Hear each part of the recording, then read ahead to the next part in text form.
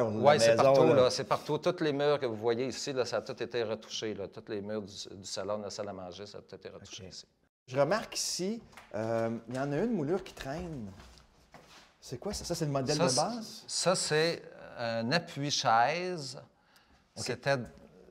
C'est le seul... seul bout qui restait. Seul bout qui restait. En dessous du gyps? En dessous du gyps. Donc, nous, ce qu'on a décidé de faire, on a décidé, évidemment, de remettre l'appui-chaise partout où il y en avait. Vous avez fait refaire un couteau? On a fait fabriquer un couteau par des professionnels. Okay. Puis la réplique est exacte. Exactement pareil. Exactement pareil. Ah, ouais, c'est beau. Puis tout ça, c'est fait ici à la série Blue Wine, là, sur l'île. C'est ça. OK. Donc, vous avez beaucoup utilisé des artisans de la place. Oui, oui, oui. Okay. C'est important pour le développement durable. Tout le bois qui vient, qu'on a utilisé ici dans la maison pour les planchers, l'escalier, les poutres de la cave, tout ce bois-là vient de la série Blue Wine à Saint-Jean. Donc, toutes les moulures sont d'époque? Toutes les moulures sont d'époque. Par contre, évidemment, pour faire un fond de clouage, eux avaient utilisé les moulures pour clouer les lattes pour qu'ils reçoivent le gyps. Donc, les moulures étaient fendues.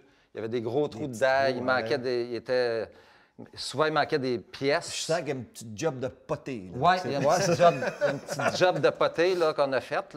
Ça se travaille très bien. C'est du poté de char en bon français. Là. OK. C'est très facile à travailler. C'est solide.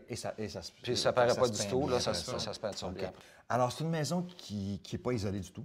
C'est pas isolé du tout à l'arrière du plâtre. Direct sur la pierre. Aujourd'hui, c'est la journée la plus froide de l'hiver jusqu'ici. Ouais. Il fait froid. Moins 25. Avec le facteur vent du fleuve, là, Moins 45. Parfait, merci. Et malgré tout ça, c'est très confortable parce que vous êtes entouré, entre autres, de calorifères magnifiques qui étaient dans la maison. Ce sont des calorifères qui étaient dans la maison. Par contre, ils ont été réusinés. Je vais t'expliquer juste un petit peu qu'est-ce qui s'est passé avec ces calorifères-là. C'est quelqu'un qu'on connaît d'ailleurs.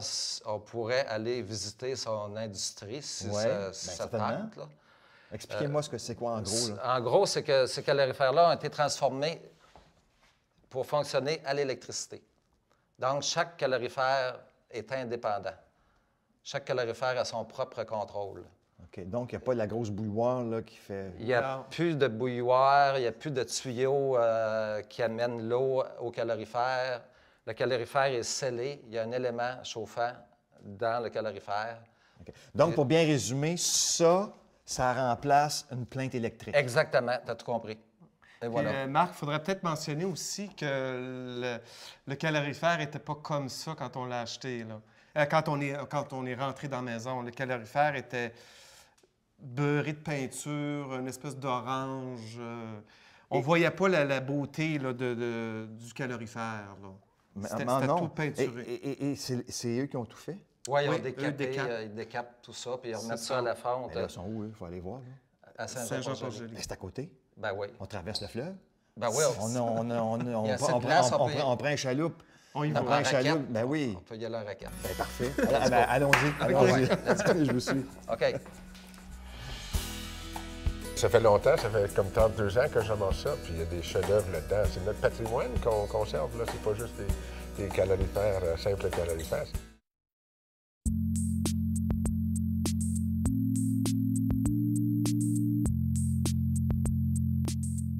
Alain, je te présente Pierre Lemieux. Salut, M. le Lemieux. Fondateur d'Ecorad. Ça fait plaisir de vous rencontrer. C'est pour moi aussi. Ecorad, ça a commencé comment? Collectionneur de calorifères. Mais c'est des œuvres d'art. Comment qu'on peut passer à côté de oui, ça? Oui, justement, mais c'est de les ramasser, de les amener chez nous. Oui, mais ça fait longtemps. Ça fait comme 32 ans que je ramasse ça. Puis il y a des chefs-d'œuvre là-dedans. C'est notre patrimoine qu'on conserve, là. C'est pas juste des calorifères, simples calorifères. C'est des œuvres d'art. C'est vraiment des beautés, moi, je trouve. Et il y en a. Il y en a beaucoup qui se sont perdus. Il y en a beaucoup qui se sont perdus, surtout dans les années 70, qu'après la baie James, les plaintes électriques, M. Bourassa a poussé qu'on consomme de l'électricité. Okay. Mais on a jeté nos calorifères, on a jeté nos œuvres d'art, notre patrimoine. Tu sais, c'est le meilleur système de chauffage qu'il n'y a pas. Les gens peuvent soit faire réusiner leur leur vieux calorifère qui ne fonctionne plus ou n'acheter que vous avez restauré, c'est ça? Oui.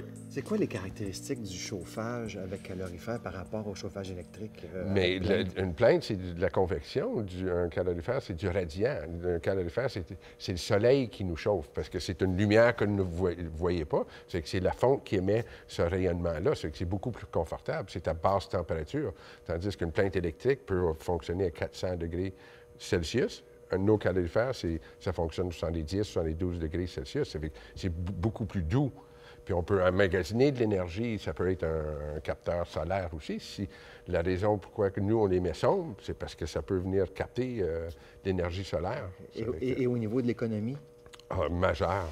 Comparé avec les économies, avec les gens qui sont à l'huile, facilement 40 Ah, vraiment? Chaque calorifère est autonome par lui-même.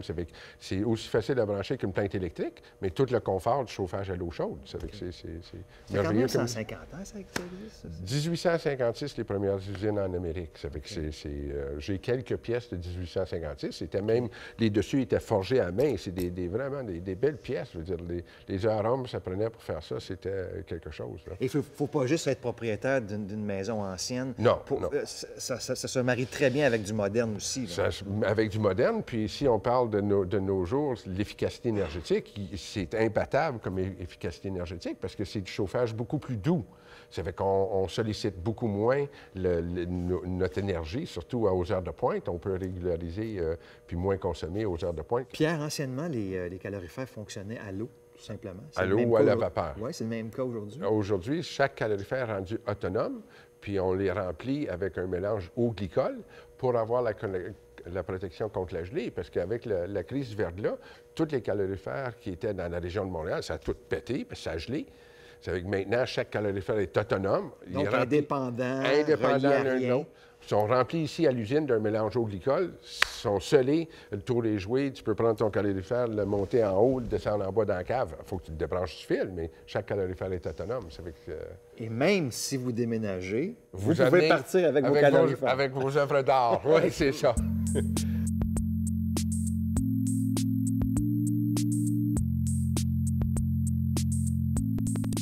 J'ai vu des anciens calorifères qui étaient énormes. Très longs. Ce sont des pièces, c'est modulaire. C'est toutes des sections. Si le calorifère a 20 ou 30 ou 40 sections, même dans les églises, c'est immense, on peut les défaire parce que chaque section est reliée avec un fil à gauche-droite. Ça fait que ça peut se rapetisser ou s'agrandir, ou même on a fait pour reproduire les anciens calorifères avec des courbes. En machinant chaque section de quelques degrés, on peut venir à faire une courbe ou un bay window à 90 degrés où on fait tout comme ils faisaient anciennement. Parlons du processus maintenant. Alors, si vous prenez un calorifère qui a été peint... Plusieurs fois avec des peintures au plomb. Oui. Alors, allons-y. Alors, dans les difficultés, qui ne fonctionne plus ou qui est prêt à acheter, vous pouvez reprendre ce calorifère-là et le refaire au complet. On va assembler ou démancher le calorifère pour le mettre à sa taille. Puis une fois qu'il a été démanché puis qu'il a été vérifié pour les fuites, après ça, on va le passer au jet d'eau. Au jet d'eau, ça nous permet d'enlever la peinture au plomb, puis pouvoir filtrer l'eau pour séparer le plomb de l'eau. Puis en même temps, l'effet de passer ça à l'eau plutôt qu'au jet de sable, c'est que ça ne brise pas la patine. De la fonte, ça vieillit comme une belle planche en pain. Ça vieillit, après 40 ans, ça devient très dur en surface. Là, vous le ramenez au fer... à la fonte brute, comme il sortait de l'usine, comme il sortait de la fonderie, là. Qu'est-ce qu'on fait après? Pour le nettoyer, pour le mettre propre, on le met dans le savon chaud, si on peut dire, dans le NaOH. Il est rincé de nouveau, puis après ça, il est mélangé avec un mélange d'eau et de glycol, mais c'est de l'antigel qui est récupéré de l'industrie de l'automobile. Ça fait qu'encore, on va enlever le contaminant qui se trouve dans l'environnement. On le met à l'intérieur de nos calorifères parce que ça ne dérange pas, nous, s'il y a un petit peu de fer dedans, même ça aide à transmettre la chaleur. C'est qu'ils sont remplis proportionnellement avec ce mélange-là. On insère notre élément électrique qui a un système de sécurité à l'intérieur aussi. puis là, sont vissés, sont scellés à l'usine, sont peinturés, dépendant de la finition que les gens veulent avoir. On pourrait faire l'émission complète sur des radiateurs. Ouais. Alors, bien, merci. Je pense que vous avez des clients satisfaits et on encourage les gens à aller voir votre site Internet et de découvrir ce produit et surtout de sauver une partie de notre patrimoine. C'est ça le plus important. Puis sauver notre planète, parce que c'est 40 de gaz à effet de serre qu'on sauve si on ne l'envoie pas à la refonte. Si on le réutilise, c'est la façon de sauver notre planète. Réutiliser un bien durable. C'est écologique, c'est économique efficace. Et c'est écorable. Oui. Merci, Pierre. Merci. Alain, ça te tenterait-tu vraiment de voir des gros travaux? Quand on parle de gros travaux, là, ça t'intéresse-tu? Ça m'intéresse. OK, on va aller au sous-sol. Okay.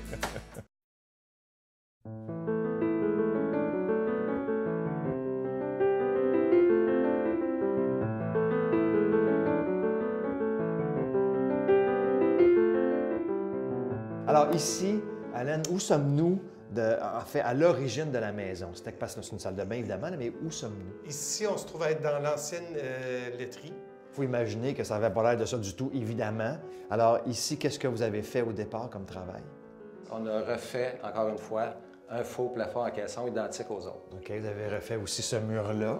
Oui, quand on a défait la laiterie, on a conservé les mêmes morceaux de bois, on les a nettoyés, grattés, et on les a réassemblés pour faire la division de la salle de bain. Dans le même ordre, évidemment. Oui, autant que possible. Okay. Autant que possible.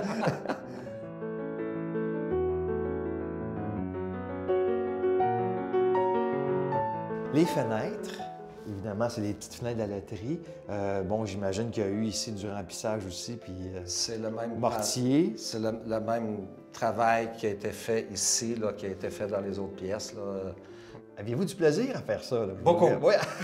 C'est super zen. Faire du mortier, là. Si tu veux relaxer, là... On ne pense pas à autre chose? Je ne pense pas d'autre chose. C'est vraiment relaxant, ça. Les jeunes devraient tous s'en aller là-dedans, là. Ça leur ferait du bien. Okay. C'est parfait comme métier. Okay. C'est calme. Aller faire des joints, les jeunes. Aller faire des joints. Et les faire. Les faire. Okay. C'est très relaxant. Et... C'est super relaxant. OK. Ouais. Votre douche est vraiment magnifique. Donc, ça, c'est un module, ça, tout simplement. Oui. Bien, en fait, nous, ce qu'on voulait, c'était on voulait que le mur de pierre reste visible. Donc... Et vous avez gardé un espace ici qui est important, hein, pour... Oui, un espace pour que la chaleur puisse circuler en arrière de la douche, pour pas qu'il y ait des problèmes de condensation. C'est une belle pièce. Oui, c'est vraiment une belle pièce.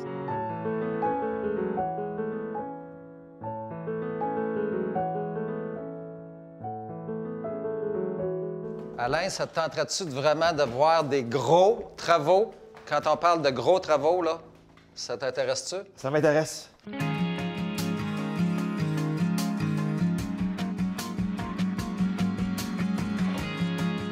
Alors ici, je peux parler en connaissance de cause parce que je suis passé par exactement la même chose. Refaire les poutres de soutien, creuser la cave. Juste pour rappeler aux gens, on parle ici d'une cave au départ de 3 à 5 pieds de profond. C'est bien ça, oui. Alors, ici maximum, là? À peu près, oui, c'est ça. Donc, il a fallu creuser. Les étapes, c'était quoi? Bien, les étapes, comme c'est une maison de pierre, ça ne peut pas être soulevé pour faire entrer des grosses machineries pour creuser vite. C'est des petites machines qui rentraient ici, là, dans par cette porte-là. Petite pelle, là. Des toutes petites pelles. Ils ont picossé là, pendant 15 jours là, avec ça, une petite pelle et un petit marteau-piqueur, creuse, jusqu'à ce qu'on ait 9 pieds à partir du sous-plancher, aller jusqu'au fond. Parce que par la suite, il y a du gravier, il y a 6 pouces de gravier qui a été étendu, un polythène, un styrofoam 2 pouces, et une dalle de béton de 5 pouces, ce qui nous donne l'espace qu'on a présentement. Donc, vous avez creusé, vous avez vu la profondeur désirée. Exact. Après ça, il a fallu couler le ciment. C'est ça. OK? Parce que là, il faut dire aux gens que les fondations sont à peu près à cette hauteur-ci ou un petit peu plus profond? Un petit peu plus bas, là. Environ là. C'est ça. Donc, il y a un danger que la maison s'écroule, là. C'est pour ça qu'on a fait couler un mur de cette épaisseur-là. Tout autour? Tout le tour, qui vient marier le mur de pierre. OK. Et qui va soutenir la maison? Qui va soutenir la maison. OK. C'est indestructible, là, tu sais, ça a 20 pouces d'épais. Parfait. Ça ne bougera plus. Et regardez la dimension des pièces que vous avez 10 choisies. pouces par 12 pouces. OK. Ouais. Donc, c'est 2 morceaux d'un bout à l'autre ici? Parce que je vois, il y a comme un joint ici. Oui, un joint. En fait, c'est parce que les poutres se trouvent à rentrer dans le mur de pierre. Donc, on ne pouvait pas rentrer une pièce complète. C'est qu'il fallait rentrer une partie et rejointer l'autre partie pour... Et malheureusement, ça prend un poteau pour Ouais, le centre, pour soutenir tout ça. Ouais. Alors, j'imagine qu'à l'époque, c'était des arbres. C'était des arbres. Puis là, c'était tout pourri, c'est ça? C'était tellement pourri que ça partait d'environ cette grosseur-là, 10 par 12 à un bout, puis à l'autre bout, il restait ça. On le voit sur des photos qu'on a prises, là. Puis il y avait beaucoup de piquettes un peu partout là, qui soutenaient les planchers, les poutres. Moi, chose étrange, c'est que mes poutres à moi avaient l'air saines, mais avaient pourri de l'intérieur. On a découvert ça. En les coupant, on voit qu'au centre, c'est pourri, mais à l'extérieur, c'était bien beau, mais c'était pas assez solide. Les seuls bouts de poutre qui avaient de l'air correct ici, c'était la même chose que chez toi. Là. C'était exactement le même. Alors, projet ici? Projet cave à vin, là, probablement. Ah bon? Oui, sûrement d'un bout à l'autre. On va rentrer à peu près 102 000 bouteilles, c'est parfait. Ça. Un petit peu bois de chauffage puis du vin. On a tout ce qu'il faut pour passer l'hiver. Ça va être parfait. Bon, bravo. Belle pièce.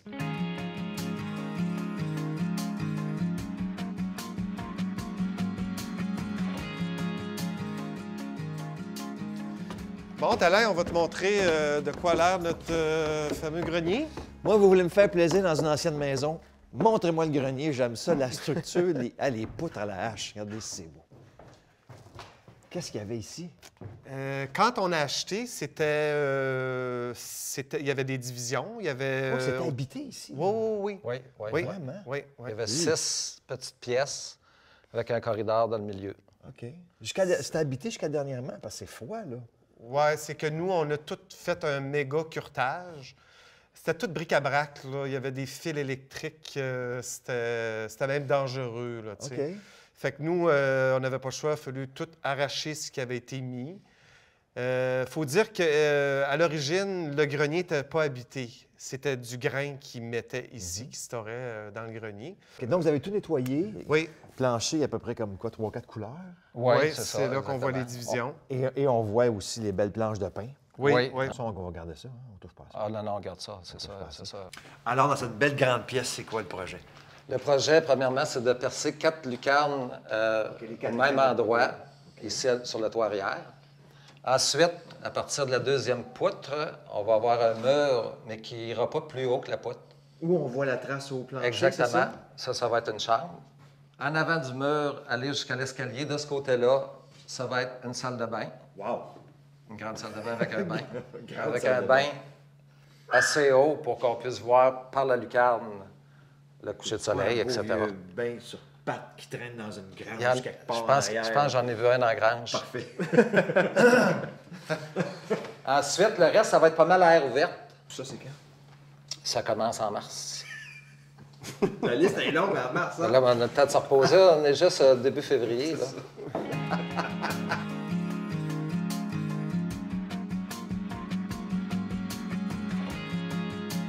Bon, ben je pense qu'on a pas mal fait le tour. Alain, là... On a tout vu? Ah, on a pas mal tout vu. Qu'est-ce qui reste? Le vin d'amitié? Ah, quelle bonne idée. Il n'y avait plus de plancher, il y avait des trous partout, les pépines étaient dans la cave, il n'y avait plus de fenêtres. Moi, c'est peut-être ce côté-là que j'avais plus de misère.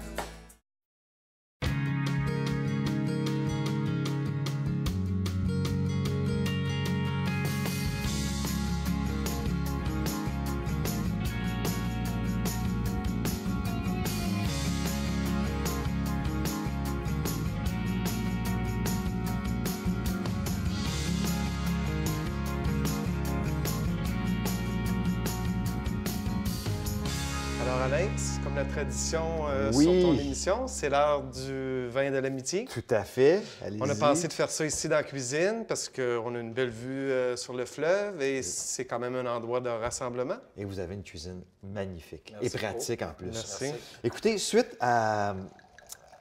au moment que j'ai passé avec vous, moi, il y a des mots auxquels j'ai pensé qui vous reflètent, je trouve. au travers de ces travaux-là. Le premier, c'est plaisir. Est-ce que je me trompe?